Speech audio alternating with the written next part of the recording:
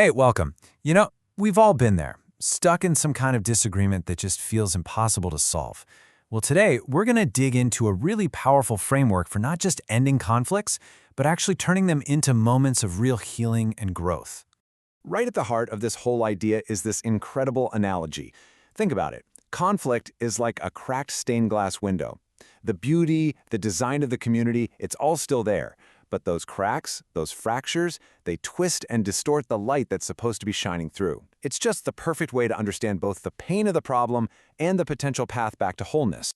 Look, conflict is just an unavoidable part of being human. It's not a matter of if it's going to happen, it's a matter of when. The real question, the thing that changes everything, isn't the conflict itself. It's how we decide to respond to it. And that choice, well, it makes all the difference. So why is it so hard to resolve things sometimes? Well, there's some pretty common roadblocks. Pride is a huge one, right? That stubborn feeling, that unwillingness to just admit our own fault. But it goes deeper. Sometimes we even misuse good principles, kind of turning them into weapons instead of tools for healing. And maybe the biggest barrier of all is just this underlying belief that conflict is always a bad thing, something to be avoided no matter what. And that leads us to the big paradigm shift in this whole framework.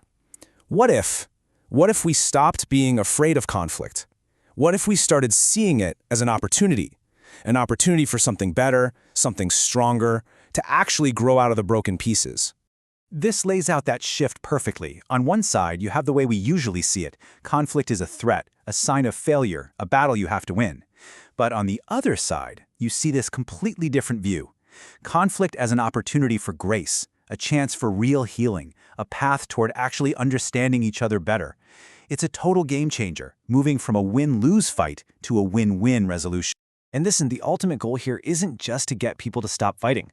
It's to achieve something called shalom.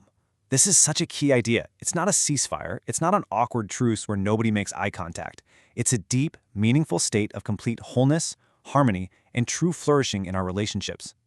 Now, to aim for a goal as big and beautiful as shalom, you need a really solid foundation. So this next part is all about the why. What are the core motivations that really drive a true peacemaker?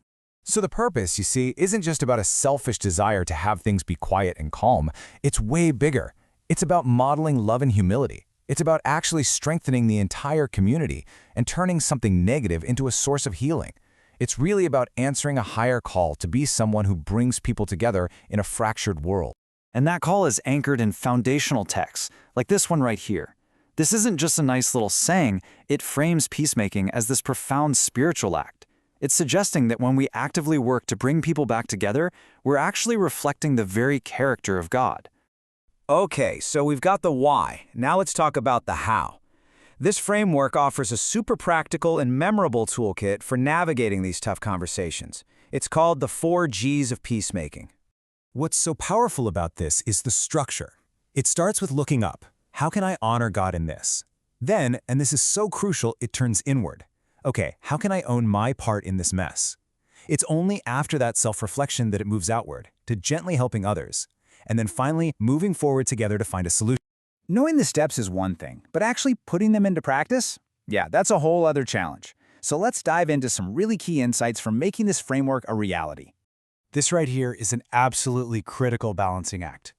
Truth without grace, that's just brutality. It's harsh and it just wounds people. But grace without truth, well, that can just enable bad behavior, and it stops any real change from happening. The real magic, the power, is in the combination, speaking the truth, but doing it in a loving, compassionate way. This is another really important distinction we have to make. Peacemaking is not the same thing as peacekeeping. Peacekeeping is all about avoidance. It's about sweeping things under the rug just to keep things looking calm on the surface. But peacemaking is active. It dives into the real issues, and it aims for true restoration and, ultimately, a much, much stronger relationship on the other side. And this brings us full circle, right back to that stained glass window. Peacemaking isn't just about slapping some glue on a crack. No, it's the delicate art of mending that crack so that the window becomes even more beautiful, allowing that light of grace and restoration to shine through more brilliantly than it ever did before. So, to wrap this all up, we want to leave you with a challenge, a call to move from just learning this stuff to actually doing it. Don't try to solve the biggest problem in the world overnight. Just ask yourself this simple question. What is one small step, just one, that you can take toward reconciliation in your own life this week?